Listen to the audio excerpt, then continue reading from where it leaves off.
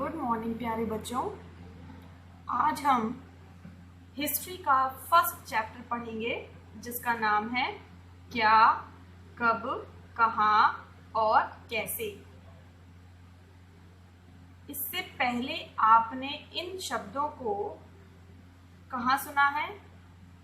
हाँ, आपने बचपन से ही अपने पेरेंट्स को और अपने टीचर्स को ये बोलते हुए सुना होगा कि अगर किसी बच्चे को साइंटिस्ट बनना है तो उसको हमेशा प्रश्न पूछते रहना चाहिए। कैसे प्रश्न? जिनमें क्या, कब, कहाँ, कैसे इस तरह के शब्द आते हैं और बच्चे पूछते भी हैं। मम्मी कहाँ गई हैं? पापा ये कैसे खुलता है? सूरज कब निकलेगा? ये क्या हो रहा है? बहुत सारे आपने ऐसे प्रश्न पूछे भी होंगे अपने बचपन में। तो हम यहाँ पे बात करेंगे कि ऐसे प्रश्नों को सिर्फ एक साइंस पढ़ने वाले बच्चों को पूछना ज़रूरी नहीं है, बल्कि हर बच्चे को पूछना ज़रूरी है। हर बच्चे के पास ये सारे शब्द उनकी डिक्शनरी में होने चाहिए और हमेशा होने चाहिए। और हर टीचर का ये काम है कि वो बच्चे की इन प्रश्नों का उत्तर इस तरह से दे कि बच्चा उनके उत्तर से पूरी तरह से संतुष्ट हो जाए। ठीक है? तो हिस्ट्री पढ़ना थोड़ा सा बोरिंग होता है बच्चों के लिए, लेकिन अगर हम कोशिश करेंगे तो हम इस बोरिंग सब्जेक्ट को भी इंटरेस्टिंग बना देंगे। बस आप अपना फोकस और अपना मूड वीडियो के साथ साथ बनाए रखना, बाकी आप मुझ पर छोड़ देना। ठीक है? चलिए हम पढ़ते हैं। आप एक यहाँ पे प्यारी सी बिटिया देख रहे हैं, दो चोटी हैं, स्कूल जाने वाली बिटिया है। इसका नाम है रशीदा।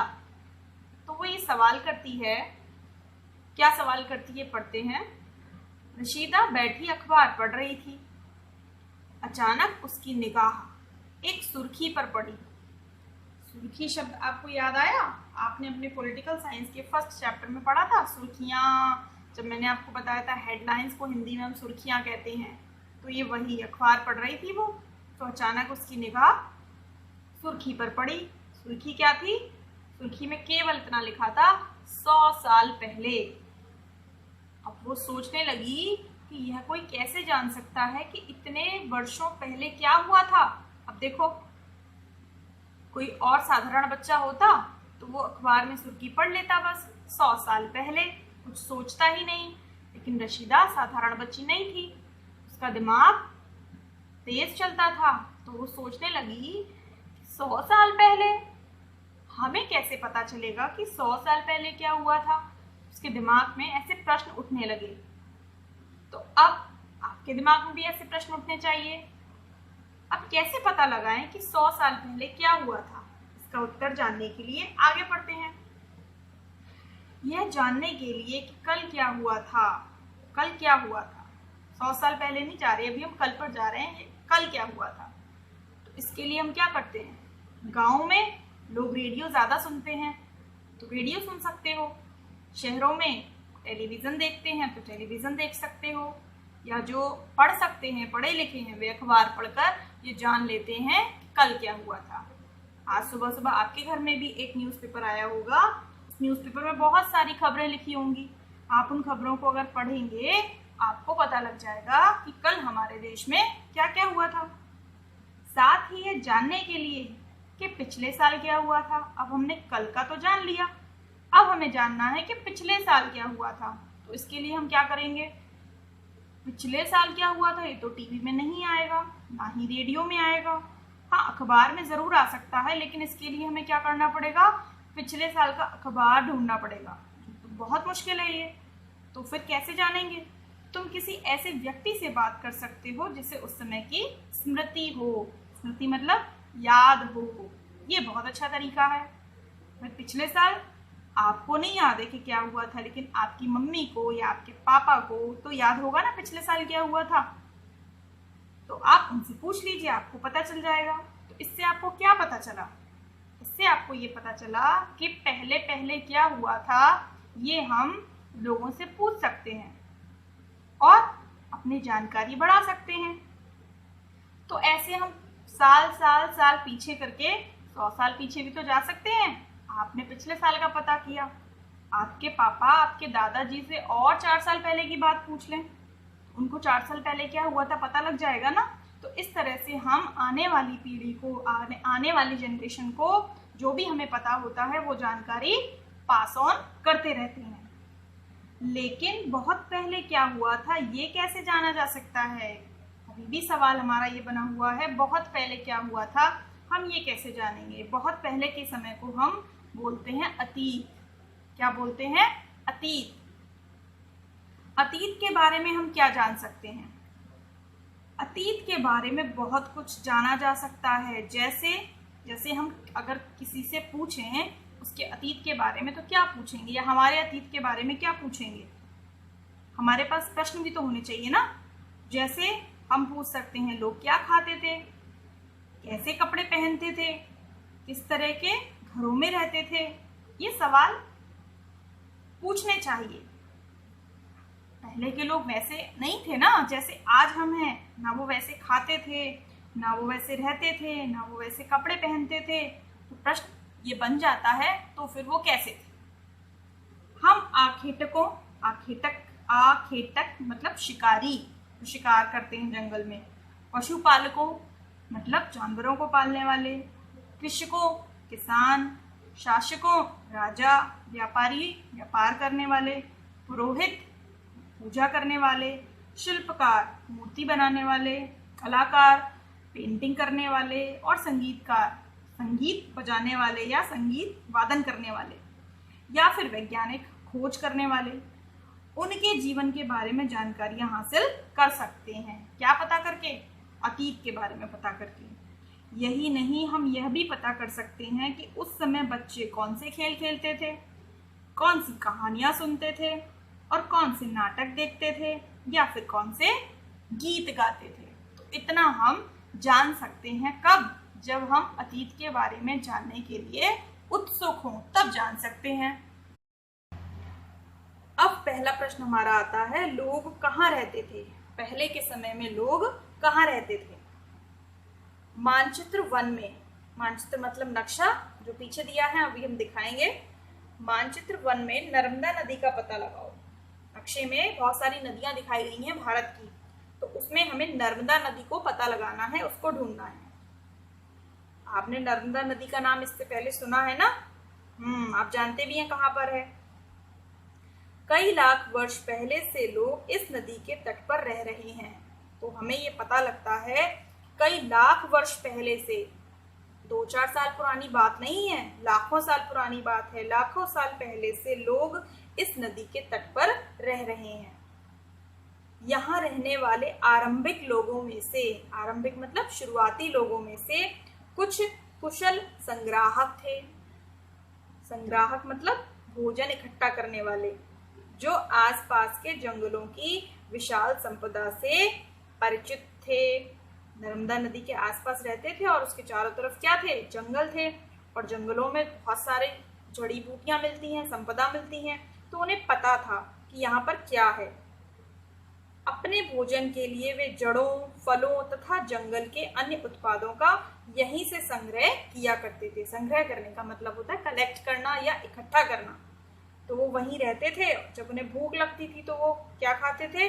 जड़ खाते थे, मतलब सब्जियां खाते थे, फल खाते थे, और जंगल से और भी बहुत सारे जो हमें उत्पाद या प्रोडक्ट्स मिलते हैं उनको यूज करते थे। और उसके बाद फिर समय बचता था तो वे जानवरों का आखेट भी करते थे। आखेट हिंदी का बहुत अच्छा शब्द है, इसका मतलब होता है शिकार। इसलिए शिकार करने वालों को हम क्या कहते हैं? आखेटक कहते हैं। क्या कहते हैं? आखेटक कहते हैं। आगे चलते हैं। अब तुम उत्तर पश्चिम की सुलेमान और किरथर पहाड़ियों का पता लगाओ। अभी लगाते हैं, नक्शा पढ़ेंगे तब लगाएंगे। इसी क्षेत्र में कुछ ऐसे स्थान हैं जहां लगभग 8000 वर्ष पहले स्त्री और पुरुषों ने सबसे पहले गेहूं और जौ जैसी फसलों को उपजाना आरंभ किया था। लाखों साल अगर हम पहले की बात करें तो लोग खेती नहीं करते थे, फसलों को पैदा नहीं करते थे, वे संग्राहक थे। वे भोजन को इकट्ठा कर लेते थे जहां से मिलता था वहां से। लेकिन उसके बाद लोगों ने एक जगह पर रहना शुरू कर दिया, फसलों को पैदा करने लगे वहां पर। और सबसे पहले फसलों को, कौन सी फसलों को उन्होंने पैदा किया? गेहूं और जौ को। तो गेहूं और जौ जैसी फसलों को पैदा करने के जो हमें प्रमाण मिलते हैं, सबूत मिलते हैं, वो कहाँ से मिलते हैं?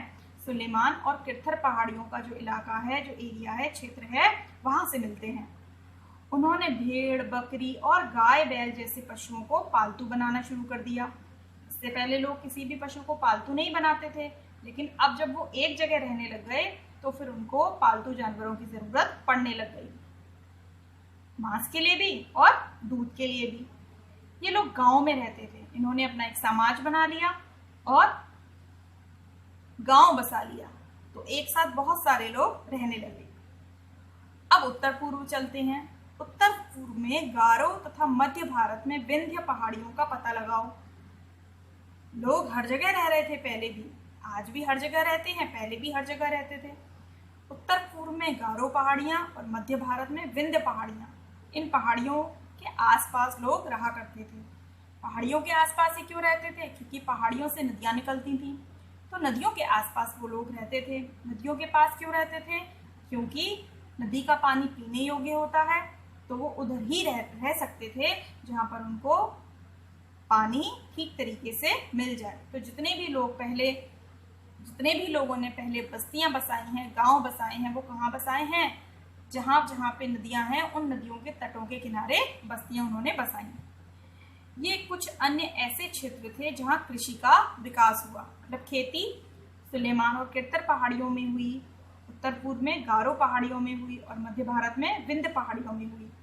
जहां सबसे पहले चावल उपजाया गया, वे स्थान विंध्य के उत्तर में स्थित थे। तो यहाँ पर हमने गेहूं और जौ जैसी फसलों की बात की, और यहाँ पर हमने किसकी बात की?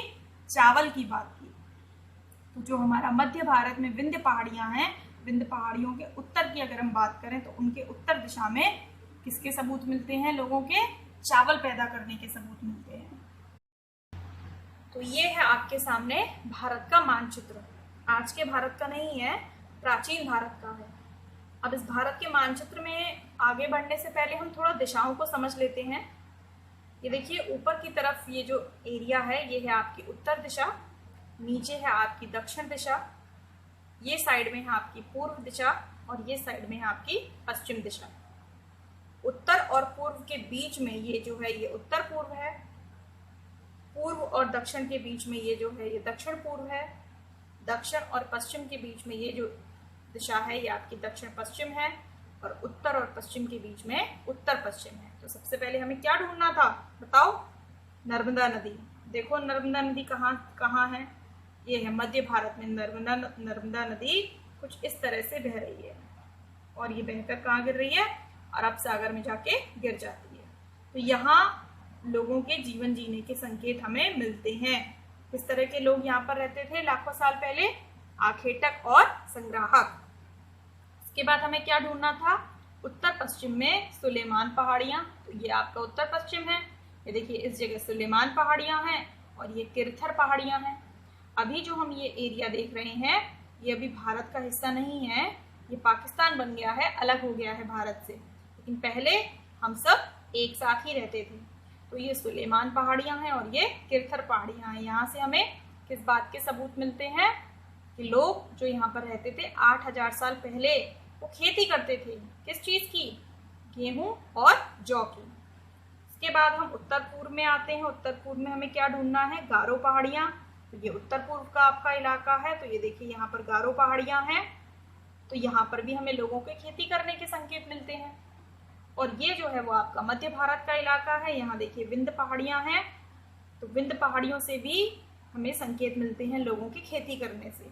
अब विंध्य पहाड़ियों के उत्तर में अगर हम जाएं, यानी कि ऊपर की तरफ जाएं, तो यहाँ का जो एरिया है, तो ये पूरा नदियों से भरा हुआ एरिया है। यहाँ भिन्न भिन्न प्रकार की नदियां हैं। गंगा नदी है, यमुना नदी है, चंबल नदी है, सोन नदी है, कई सारी नदियां इस इलाके में हैं। तो ये सबसे समृद्ध एरिया है, सबसे समृद्ध क्षेत्र है। किसके लिहाज से?